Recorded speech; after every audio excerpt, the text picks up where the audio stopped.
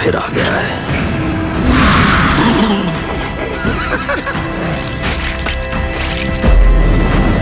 বিশ্বের বাছাই করা কিছু মুভিগুলো থেকে আজকের এই মুভিটি নিয়ে হাজির হলাম। আশা করি তোমরা কেউ বোর ফিল করবে না। हमारी कौन सी कहानी बाबा? अंदर जाएगा तो सब याद आ जाएगा।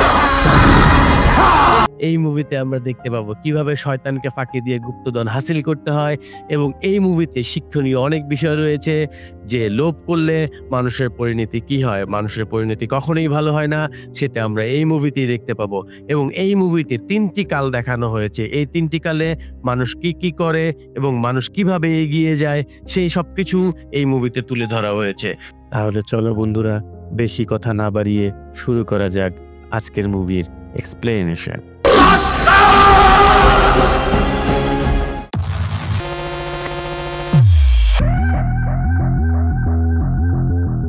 তো মুভিটি শুরু হয় একটা ইন্ট্রোডাকশনারি ভিডিও দিয়ে, যেই মুভিটিতে দেখতে পারি আমরা এখানে দেবীর মূর্তিকে দেখানো হচ্ছে, যিনি সোনা এবং আনাজের প্রতীক। আনাজ মানে খাবার, আর সোনা মানে তো বুঝোই ধনরত্নের, মানে এই দুটোর ক্ষমতাই তার কাছে ছিল।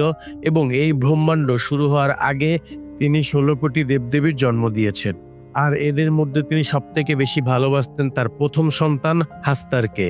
কিন্তু হাস্তারের অনেক লোভ ছিল, যে কিনা সমস্ত সোনা এবং আনাজ মানে খাবারের দুটোরই ক্ষমতা পেতে চেয়েছিল। সোনা তো সে ঠিকই নিয়ে নেয়, কিন্তু যখন সে খাবারের দিকে হাত বাড়ায় তখন বাকি সব যে দেবদেবীরা ছিল তারা হাস্তারের উপরে হামলা করে দেয়। এই হামলায় হাস্তার পুরোপুরি শেষ হওয়ার আগে দেবী তাকে বাঁচিয়ে নেয়, এবং এই বাঁচানোর একটা শর্ত ছিল যে এই হাস্তারের পুজো কখনো কেউ করতে পারবে না এবং সবাই তাকে ভুলে যাবে। আর ওই দিনের পর থেকে হাস্তার তার মায়ের পেটের মধ্যে ঘুমিয়েছিল। কিন্তু হঠাৎ একদিন আমরা দেখতে পারি যে টুম্বাট গ্রামের লোকজন সেই হাস্তারের মন্দির বানিয়ে তার পুজো করা শুরু করে দেয়, এবং এই দেখে বাকি দেবদেবীরা অনেক রেগে গিয়েছিল, মানে অনেক ক্রোধ হইতেছিল তাদের।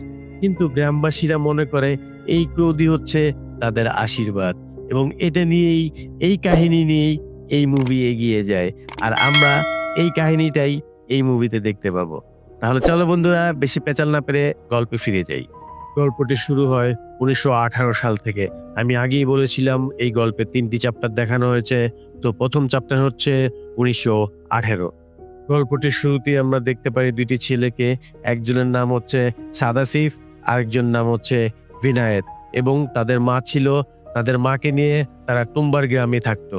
আর এদের মা এই গ্রামের সরকার বাড়ি নামে একটা বাড়ি আছে, ওই বাড়িতে কাজ করত। এই বাড়িটা এতই বড় যে এই বাড়িটাকে মহল বললে কোনো অংশে ভুল হবে না। আর ওদের মা এখানে কাজ করতে একটা কারণ আছে, কারণ এই বাড়িতে কোনো একটা জায়গায় গুপ্তধন লুকানো আছে, এবং এই গুপ্তধনের সন্ধানের জন্যই ওর মা এই বাড়িতে কাজ করত, আর এই বুড়ো লোকের সেবা যত্ন করত।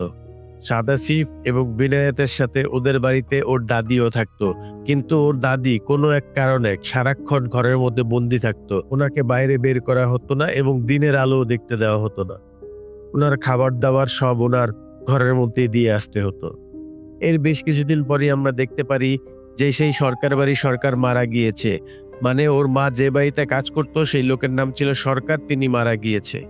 আর উনি মারা যাওয়ার পর ওর মা ডিসিশন নেয় যে ওর মা এই টুম্বাট গ্রাম ছেড়ে দিবে, কারণ ওই সরকার বাড়ি সরকারই জানতো যে গুপ্তধন কোথায় লুকানো আছে। তিনি যেহেতু মারা গিয়েছে, এই গুপ্তধনের সন্ধান সে আর কখনোই পাবে না, তাই সে ডিসিশন নেয় সেই টুম্বাট গ্রাম ছেড়ে দিবে। কিন্তু আমরা দেখতে পারি বিনায়েত জানায় যে এই গুপ্তধনের সন্ধান তো আমরা আমাদের দাদির কাছ থেকেও জানতে পারি। আর এখানে যখন বিনায়েত এবং তার মা কথা বলতেছিল, তখন আমরা দেখতে পারি তার ভাই সাদাসিফ একটা বড় গাছের উপরে ডালে খেলতেছে, এবং সেই ডাল থেকে সে মাটিতে পড়ে যায়। অনেক উপর থেকে পড়ার কারণে তার মাথা ফেটে যায়, এবং তার মা সাথে সাথে এসে সেই ছোট ভাইকে নিয়ে পাশের গ্রামে এক ডাক্তারের কাছে যায়, এবং যাওয়ার সময় বলে যায় যে আমি আসার আগেই যেন তার দাদিকে সে কিছু খেতে দেয়। এবং সে আরেকটা কথা বলে যে তোর দাদি যদি কোনো উল্টাপাল্টা করে তাহলে তুই বলবি সোজা, নইলে হাস্তার আ জায়গা। এর বাংলা অর্থ হচ্ছে এখনই ঘুমিয়ে পড়ো, নাইলে হাস্তার চলে আসবে। এটা হচ্ছে ভয় দেখানোর একটা বুলি। এরপরের সিনে আমরা দেখতে পারি বিনায়েত যখন তার দাদির কাছে খাবার নিয়ে আসে, তখন তার দাদি গুপ্তধনের কথা বলে তার কাছে ডেকে নেয়, এবং কথায় কথায় বিনায়েত ভুলে যায় যে তার দাদিকে কি বলে ঘুম পাড়াতে হবে। ঠিক তখনই আমরা দেখতে পারি ওর দাদি ওর পায়ের মধ্যে শিকল পরিয়ে আটকে ফেলে এবং আস্তে আস্তে ওর দাদি কেমন জানি রাক্ষসে পরিণত হয়ে যাচ্ছে এবং আস্তে আস্তে বিনায়তকে খেয়ে নেওয়ার চেষ্টা করতেছে। ঠিক তখনই বিনায়তের মনে পড়ে যায় যে দাদি সোজা নইলে হস্তরা জায়গা। এবার আমরা দেখতে পারি এই কথা শোনার পরপরই ওর দাদি সেখানেই ঘুমিয়ে পড়ে এবং পরের সিনেই আমরা দেখতে পারি ওর মা ডাক্তারের কাছ থেকে ওর ভাইকে নিয়ে এসেছে এবং সেখানে আমরা জানতে পারি ওর ভাই গাছ থেকে পড়ার কারণে ওর ভাই সেখানেই মারা গেছে এবং ওর মা ডিসিশন নেয় পরের দিন সকালবেলাই ওরা এই গ্রাম ছেড়ে দিবে। কিন্তু তখনই আমরা দেখতে পারি বিনায়ত বারবার ওই গুপ্তধনের কথা বলতেছিল, কিন্তু ওর মা আরো রেগে যায় এবং ওকে দিয়ে প্রতিজ্ঞা করায় যে ভবিষ্যতে কখনো এই গুপ্তধনের লোভে এই গ্রামে যেন ও ফিরে না আসে। এরপরেই আমরা দেখতে পাচ্ছি বিনায়ত এবং তার মা এই গ্রাম ছেড়ে চলে যায় এবং এখানেই চ্যাপ্টার 1 শেষ হয়ে যায়। বন্ধুরা, আমার অনেক ঠান্ডা লাগার কারণে আমার ভয়েস বুঝতে তোমাদের একটু প্রবলেম হতে পারে, আর এটা অবশ্যই তোমরা ক্ষমা দৃষ্টিতে দেখো প্লিজ। তাহলে চলো বন্ধুরা, শুরু করা যাক পরের চ্যাপ্টার 2।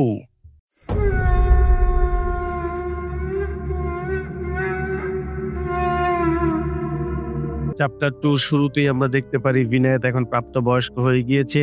নিজের মা মারা যাওয়ার পর সে তার নিজ গ্রামে ফিরে এসেছে এবং সে তার বাড়িতে যায়। বাড়িতে ঢুকেই সে আগে তার দাদির রুমে যায় এবং গিয়ে দেখে তার দাদি এখনো জীবিত আছে। মানে সেই 15 বছর আগে যখন তারা এই গ্রাম ছেড়ে চলে যায় তখন তার দাদিকে ওই রুমে দেখে গিয়েছিল এবং তার দাদি এখনো বেঁচে আছে, মানে জীবিত আছে।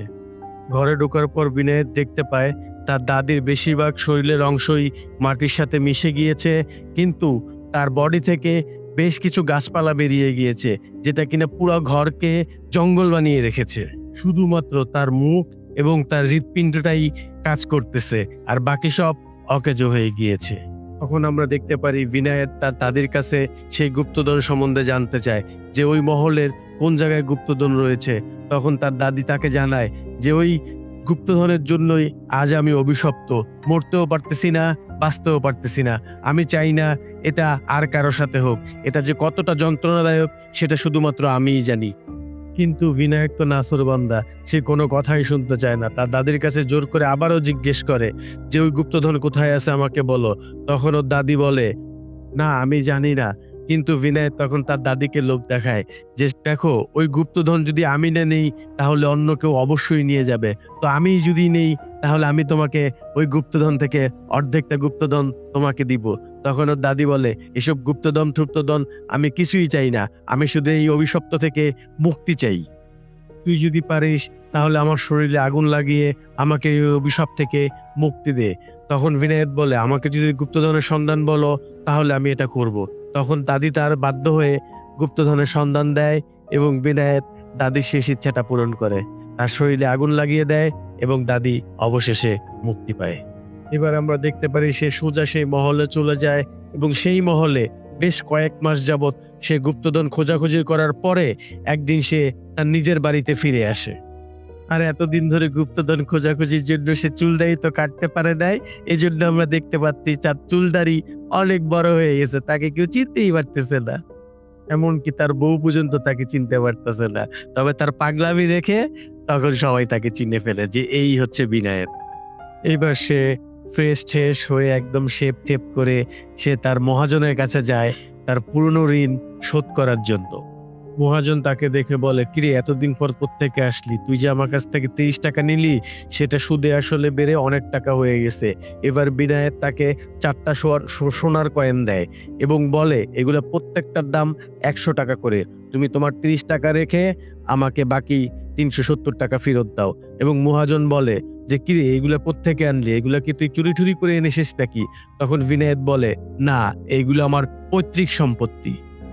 এরপরে বিনায়ত মাঝে মাঝেই সে তুম্বাট গ্রামে যেত এবং সেখান থেকে সে সোনার কয়েন এনে বিক্রি করত এবং এগুলো বিক্রি করতে করতে একসময় বিনায়ত অনেক বড়লোক হয়ে যায় এবং একদিন মহাজনেরই টাকা দরকার পড়ে এবং বিনায়ত মহাজনকে টাকা ধার দেয়।